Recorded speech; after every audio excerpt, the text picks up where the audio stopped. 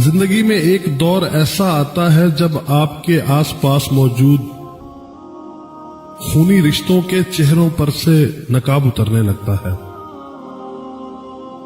और अल्लाह रब्बुल इज्जत उनका असल चेहरा आपके सामने ले आता है। उस वक्त आप तन्हा एक तरफ होते हैं और बाकी दुनिया दूसरी तरफ।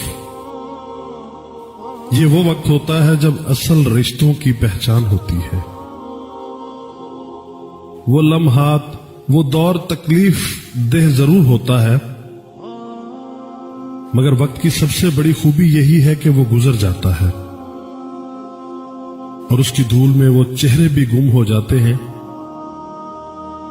जो कभी आपके बहुत अपने होते हैं। और ये एक हकीकत है कि वक्त की धूल में खो जाने वाले चेहरे अगर दोबारा मिल भी जाएं तो वो कभी हमारे दिल में अपना खोया हुआ मकाम दोबारा नहीं हासिल कर सकते।